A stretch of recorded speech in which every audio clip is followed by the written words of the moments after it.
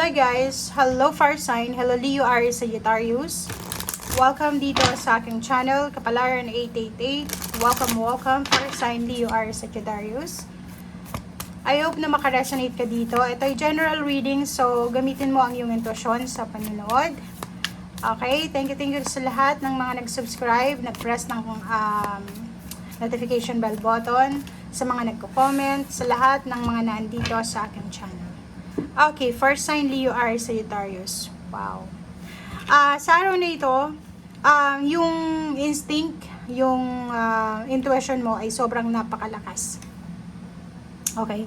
So, ibig sabihin yan, maraming mga messages, synchronicities, information na posibleng papasok sa'yo through panaginip, mga dreams, or pwedeng through letters, smell, music, parang ganun. So, may mga mensahe na posibleng gustong ibigay sa'yo ang universe or yung spiritual helpers mo, guys, angels, na kailangan mong marinig ito. Okay, so kung ano man ito, pwedeng dumating siya through panaginip mo or sa mga synchronicities. Okay? Mga symbols, parang ganun.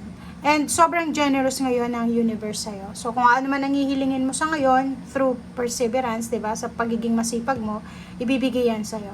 Sa araw na ito, nakikita ko sir dito, sobra-sobra kang workaholic. So, resonated ito doon sa mga fire sign, Leo, Aries, Sagittarius na may water sign energy. Like yung sun sign o moon sign nyo. Kasi pareho kayong sobrang sipag sa araw na ito or sobrang busy sa ginagawa nyo.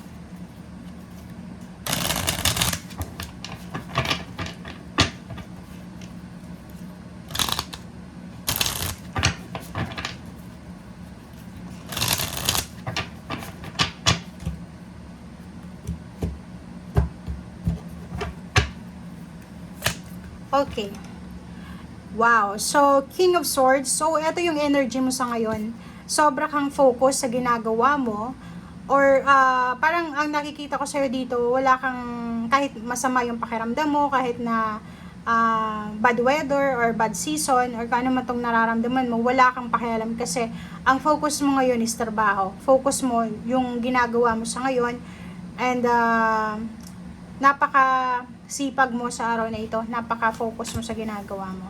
And yung rason dito kung bakit ka napakasipag mo, kasi may kailangan ka may kailangan kang i-produce na specific amount of money para sa inyong loved ones, or ang nakikita mo dito para sa cups, para umapaw yung cups mo. So, ibig sabihin, natural yon, di ba? Magiging sobrang workaholic ka, may nag-overtime ng overtime, may nag-full time, mayroon ditong part-time, parang ganyan, kasi gusto yung maibigay yung mga pangangailangan ng iyong pamilya. Parang ikaw yan ikaw yung breadwinner, ikaw yung tagadala ng mga cups family, ikaw yung taga-assemble ng mga imbalances sa family.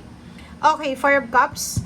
Nakikita ko sa'yo dito na pwedeng may naghihintay sa'yo na message, or pwedeng may naghihintay sa'yo na mag-message ka, or pwedeng ikaw ito na naghihintay ng offer of money, support, time, or kung ano pa man. So, kung itong Four of Cups is energy mo yan sa araw na ito, pwedeng nakaupo ka, naghihintay ka nakaharap ka sa computer or sa cellphone, naghihintay ka ng tawag, or naghihintay ka ng pangungumusta, or pwedeng nangutang ka, or pwedeng naghihintay ka ng result or positive outcome regarding money and then emotional. Lalo kung nag-a-apply ka ng trabaho.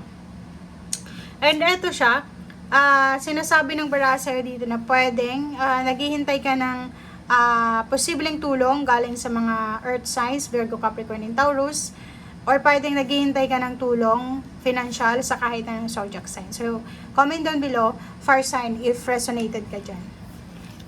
Okay, so Seven of Pentacles, nakikita ko sa'yo dito, naghihintay ka ng pwedeng payouts, bonuses, advance payments, or ang nakikita natin dito, ilang araw na, hinihintay mo yung resulta ng, or outcome, positive outcome, or harvest season ng itinanim mong binhi. So, ibig sabihin, trinabaho mo na, medyo na-delay yung parating na pera, or sweldo, or pwedeng yung iba, umutang sa bangko, medyo matagal pali yung pera sa release, or ano pa man. And, nandito yung criss-cross, yung feminine, masculine energy ng swords, which is feminine, and then king and queen. Diba? So, feminine, masculine, sinasabi ng bara sa'yo dito na kung ano man itong ginagawa mo sa ngayon, magdadala to ng balanse as long as na-focus ka talaga. So, parang ano to, etong dalawang barahan to, pag dumating to sa reading mo, ibig sabihin na sa pamamagitan mo, sa kamay mo, sa talino mo, sa hard work mo, lahat ng yan na minamanifest mo, lahat ng ina-aspire mo ay mapapasayo. Ang ganda ng mensahe ng dalawang to kasi andito ka sa mga barahan na naghihintay ka talaga. Pero sinasabi sir dito na sa sobrang sipag mo, sa sobrang hardworking or workaholic mo, talagang ibibigay sa'yo ng universe yung deserve mo na blessings. Okay, 5 of Wands. Okay. Kaso lang, ang nakikita ko sir dito, if nasa trabaho ka, ang daming kompetisyon, maraming kompetisyon sa trabaho, maraming mga tawag dito, kung negosyo naman yan, ang daming gumagaya sa'yo or pwedeng marami kang kakompetensya. So, nahihirapan ka siguro ngayon. Lalo sa negosyo, ay yung iba sa inyo dyan, siguro dati ang lakas-lakas ng hatak mo sa mga kliyente. And then ngayon, syempre, marami ng mga kompetensya. So, medyo nababawasan na. And ayos lang yon, umiwas ka lang sa pakikipag-competition or paligsahan, okay? Basta gawin mo lang kung ano yung nararapat, ano yung obligation mo. And nandito yung Ace of Pentacles, sinasabi ng barahan na maraming mag-o-offer sa'yo ng source of income, source of money, or tangible energy, things, physical things, parang ganun. So, kung halimbawa sa araw na ito may lumapit sa'yo na, uy, fire sign, gusto mo bang magtrabaho ng ganito, ganyan? May oras ka ba sa Saturday, Sunday? I-grab mo daw yung opportunity na yan. Okay? So, meron din ditong mga past work experiences ka na posibleng magamit mo siya ngayon. So, ibig sabihin, may trinabaho ka dati, may pinasok ang company na, yung kung ano yung ginawa mo dun sa company na yun, magagamit mo siya sa susunod na papasukan mo. So, yung mga knowledge mo, yung wisdom mo from your past jobs, past companies, past businesses, ay posibleng yun yung magiging susi para, diba, ma-manifest mo kung ano yung mga gusto mong ma-manifest, lalo na kung negosyo siya. Kaso lang, 7 and 6, sinasabi mag-iingat ka doon sa mga taong gustong bumalik sa buhay mo. May mga taong gustong balikan ka for fun, or parang gusto lang, like yung sa mga social media accounts na, social media platform na parang mag-message sa'yo, kukumustahin ka pero chismis lang pala yung habol sa'yo. Or yun, titingnan lang kung asensado ka na or ano pa man.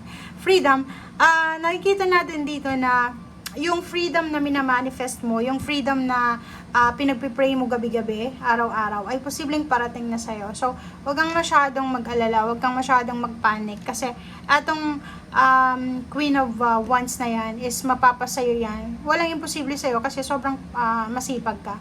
Okay? So, kung ano man yan na freedom yan, emotional freedom, financial freedom, spiritual freedom, yung universe ay sobrang generous sa'yo. So, manifest it today. Pray, invoke angels, archangels, and i-wish mo na lahat ng gusto mong i-wish bago matapos yung taon ng 2024. Okay? Thank you guys and see you again. Bye!